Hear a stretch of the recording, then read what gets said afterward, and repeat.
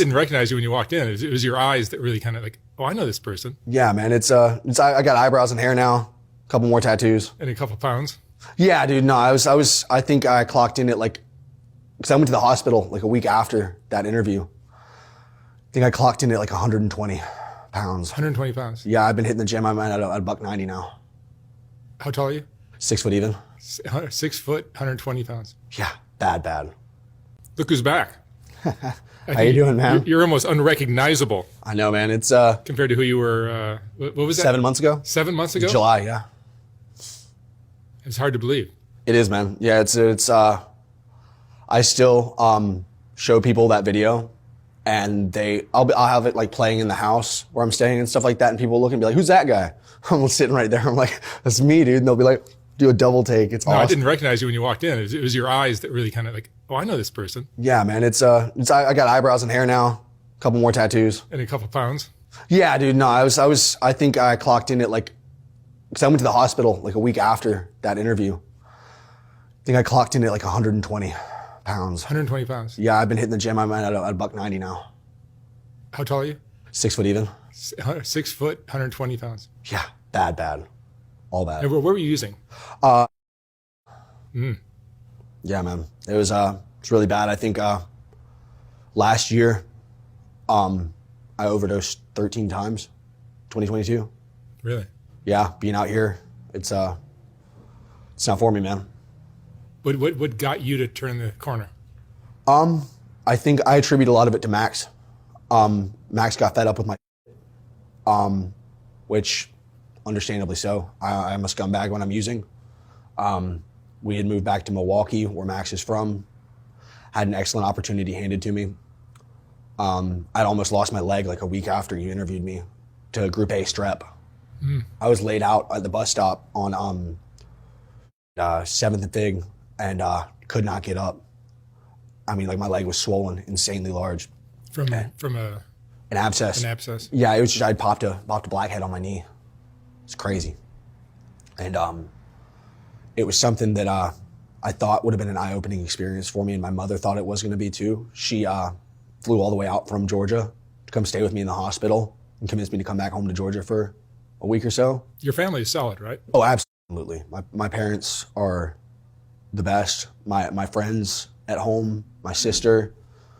I mean, like I'm a prime example of someone who has a decent background, who still, doesn't discriminate, doesn't give a who you are, doesn't care where you come from. You can be from, I can't remember what song it was. You can be from Park Avenue or from a park bench. It doesn't give. You're gonna be. If you have that personality trait, if you have that obsession of the mind and that allergy of the body, you're gonna get hooked. Yeah. Anything I do. Are there other people in your family that had a similar problem? My granddad, he had a prescription pill. He was a really bad alcoholic on my dad's side. And then my dad smokes, he drinks beer. Other than that, my dad's a solid stand-up functioning, guy. My ma, she has wine with dinner, classic suburban white mother. But not out of control like you were. No, never that, no. My parents are, my mother's first husband was, and he actually, when I was really young, of complications with hep C, cirrhosis, I think was what it was, just left untreated. And but your biological my father. biological father is still around. He's truly like I said in the interview last time, he was my best friend when I was a kid, and these days I'm grateful to have restored that relationship. Your family's got to be really happy. They are. They're extremely proud of me. They're really proud of me. Like, I've got 30 days today. Like, that's something that I've had recovery and clean time before. But last time you interviewed me, I would have never thought, I was pretty much convinced that I was gonna out on the streets. If people were going to take bets on whether you were going to recover or Oh, there are monetary bets out. There are. I think the bet was that you were going to Oh yeah. be gone.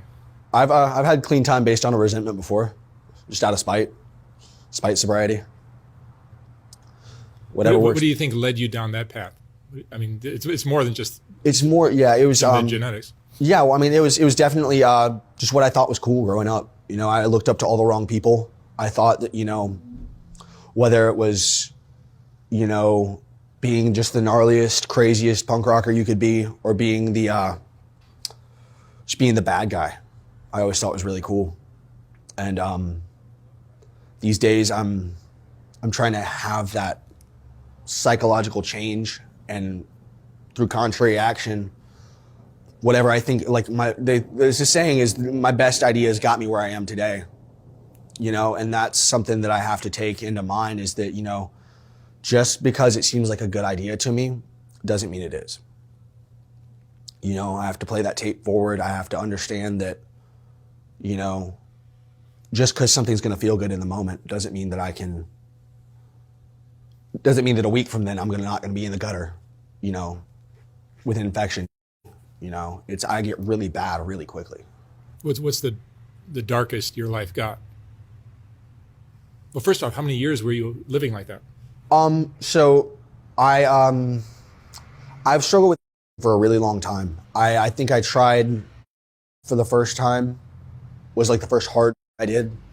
I tried it when I was like, God, early teens. You know, I would have been like just probably 13. How old are you now? I'm 24. Yeah. Wow. Yeah, I just turned 24 in September. So how dark did your life get when you were on the streets? Honestly, living out here, right, that day that I ran into you, probably like my rock bottom of like near was probably a week or so after that.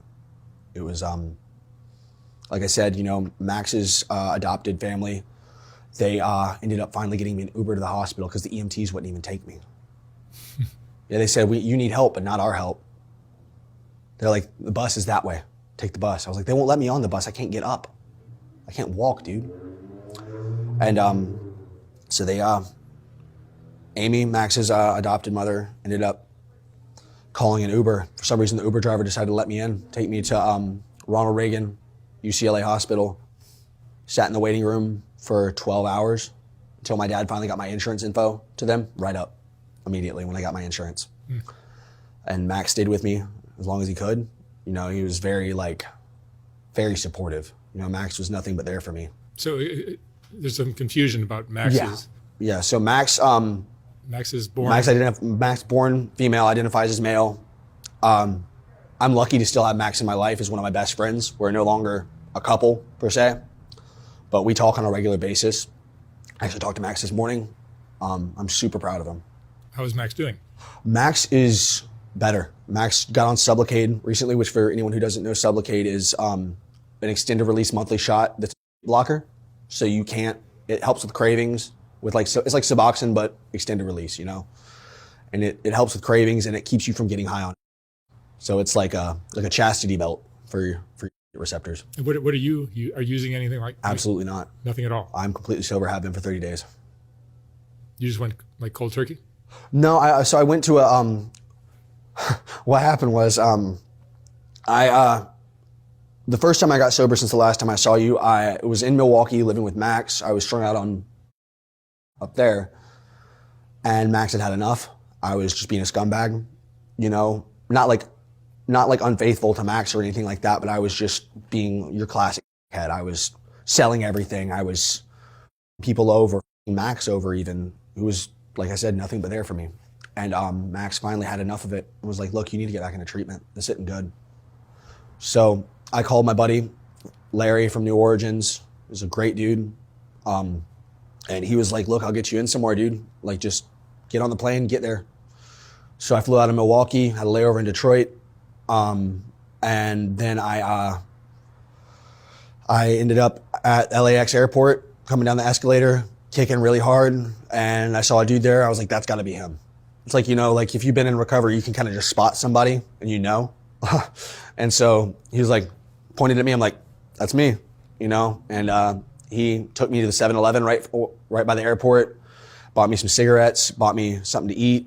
And I was still just really bad off. This was in November of last year.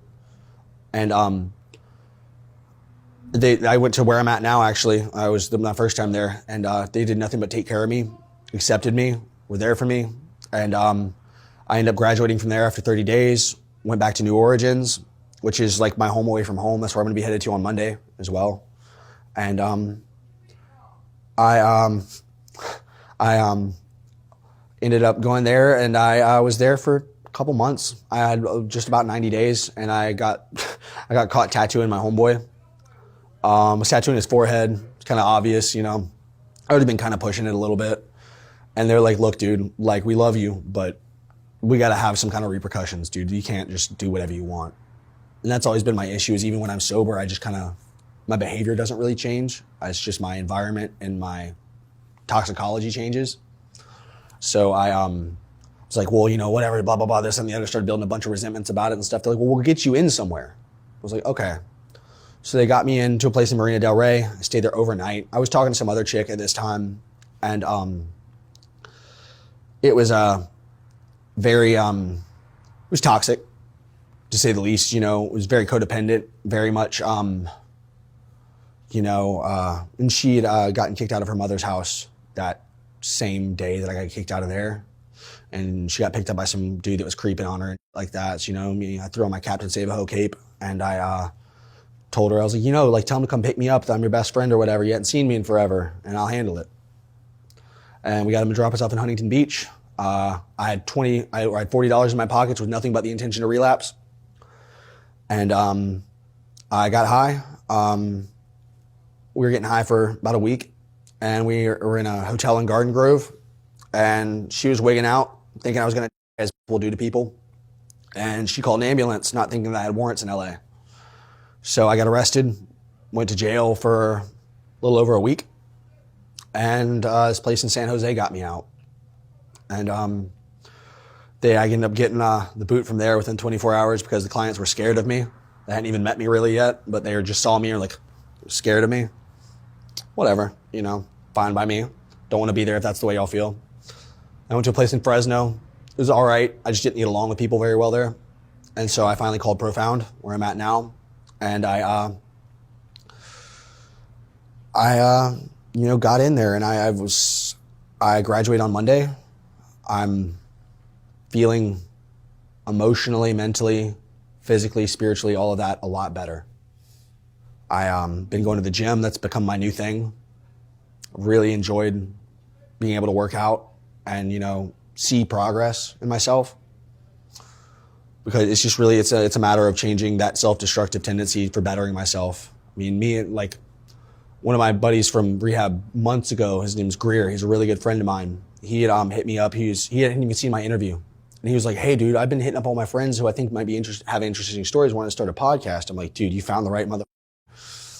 And we started when we got like one episode out. But it's kind of little low budget phone microphones and everything, you know.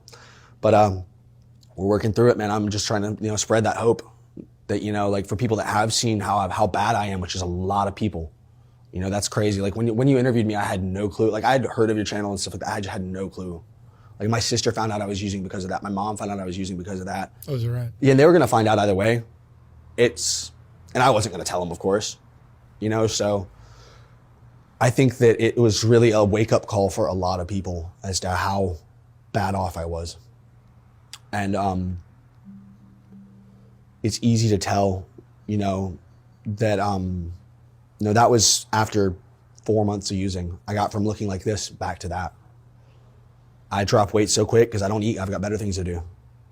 You know, food costs money out here. Money's for, you know, I'll eat out of a trash can if I want to. Tell me what it took for you mentally to do all this. It took losing Max, was what it was. It took Max cutting off our relationship, was what it was. I had that slip up, but I wasn't using in good conscience. I felt guilty the whole time about it. It really took losing someone. It took losing a relationship that I cherished and someone that I love still to this day dearly. Like, you know, me and Max are on good terms. You know, Max is proud of me. I'm proud of him, you know, but it took that relationship ending because of my shenanigans to really open my eyes to the fact that, dude, I'm up. It's not it, you know, because I think that Max stuck by me as long as he could. And it was something I took for granted. you know. The face tattoos that you have, were these done while you were high? A lot of them, yeah. A lot of them were. I got the black flag one above my eyebrow while I was sober. My buddy Anthony, he's up and coming kind of guy. He's just doing his thing. But he did that at Redland Skate Park. I was laid out on the picnic table. I was like, dude, run it. The whole time everyone was like, yo, this, that, and the other, you know. I was like, the upside down cross on your forehead is going to keep you from working at Starbucks. It's kept me from working at more than Starbucks, man.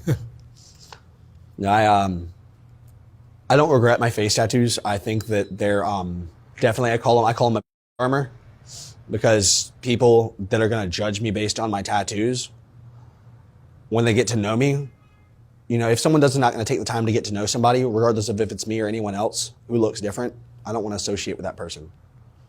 Because, you know, that's the kind of person you fuck up a little something or other and they're out the door. You know, I don't like people that have that superficial, you know, oh, if you don't look like a functioning member of society, I'll never trust you, you know. I'm good. Yeah. It's been a long road, man. Feels like it's been longer than 7 months. If you had your life to live all over again, what would you have done differently? Or is this all just a learning process? It's a learning process, but I think me and Max have actually discussed there's a lot of things we both would have done differently. I think that that's one of my only regrets in life is that relationship being over. It's something I still struggle with. And is working out becoming like your new obsession? It is, yeah, absolutely. It's something that I've seen a lot of people that are alcoholics or whatever, and they need to go to the gym or run or run. Yeah, no, it's that endorphin release is what it is. It's the seeing progress, and it's a lot of also seeing people say, "Oh my God, you look so much better," and believing that, knowing that I look a lot better. You know, because anyone can gain weight in recovery, but gaining it in the right places is where it's at. You know, like it's something that I crave. You know, is to have a healthy image. You know, to look like I'm doing well. How much of all this, whether you're doing well or falling apart, is about what you subconsciously believe about yourself, like what you believe you deserve in life? I think that something that I heard is I can't remember who said it. I wish I could, but it's if we all got what we deserved, none of us would be around. I think that I'm glad I don't get what I deserve because I'd be broken, lying in a ditch somewhere. But I think that, like I said last time, everyone deserves a chance, and I try to give people chances. So I'm super grateful when people give me chances. If it wasn't for second, third, and 103rd chances, I wouldn't be here today. You know. But what would you like to be doing in five years? Hopefully, either. I mean, I'd like to work in treatment. That'd be awesome. I'd love to do like counseling, and also maybe something like podcasting on the side. And I think that that's something that's a great avenue with the explosion of media and all that stuff these days is the ability to put your story out there for millions of people to see. And like, that's something that I that's one of the biggest things that I've taken out of our first interview was that platform that, like, you know, some people just see it as, oh, you know, I got paid to do an interview, blah, blah, blah. And they don't even give a fuck about the impact that they make on people. You know, dude, that's why, I could give a fuck less about money right now, dude. I don't care. I want people to see that you can go from where I was to where I am now and even farther. Yeah, you're a poster child for recovery. That's right. It's one of the main reasons that I wanted to do this is because I want people to see that it can be done. And it can be done with someone who is as bad off as I was or worse, you know, and you can get to the point where, you know, I've got new shoes, new pants, new shirt on, you know, I've got, you know, I'm doing well. You know, I've got money in my account. I've got food stamps. You know, I've got stuff that I have my own resources. I love that. I love being self-sufficient because it's not something I've had much of in my life. So it's nice. You know. And Sid, what would you say is the most important thing you've learned from all of this journey of yours? That I hate to say the corny don't use no matter what, but that's one of them. And I'd say one of the truly most important things is anything that I put before my recovery, I'm going to lose, because if I don't put my recovery first, then everything else that I've gained in that process is going to fall away, because I'm going to lose sight of my recovery. You know, I have to work a program. I have to do my, I can't just smoke a joint. I can't just have a beer, because at the end of that, I'm going to have a on my arm. At the end of that beer, I'm going to have handcuffs on my wrists, you know, because I don't just have one. I don't just smoke occasionally. I can't, dude. Anything I do, I'm doing more of it. You know, I have the disease more, you know, I have that innate desire to burn everything down. And I have to do contrary action every day. I go to meetings at least 5 meetings a week usually is what I do. You know, I go and I listen to the experience, strength, and hope from other people that have been where I've been. You know, and it's amazing to see. It's just that feeling of identifying with another alcoholic and seeing someone and being like, yo, I like what you have. I want that. You know, and that's where that hope comes from. And that's what I hope to do today as well. I think this talk might give people who have family members that are totally gone and lost, might give them hope. Yeah, and I will say, I mean, what would you say to somebody who's got a sibling or a child who is just don't give up, but don't enable. I mean, that's one thing I'll give my mom is she didn't give up on me, but she damn sure didn't enable me. Not for years. You know, she was in the early stages when I could kind of keep it under wraps, maybe a little bit, but dude, you know, and also tell your loved ones you love them. You know, you never know if it's the last time you're going to talk to them. If you talk to one of your loved ones that you know is struggling, or even if you don't know they're struggling, tell them you love them. You never know. Whether it's their first time trying something they off of it, or it's their millionth time.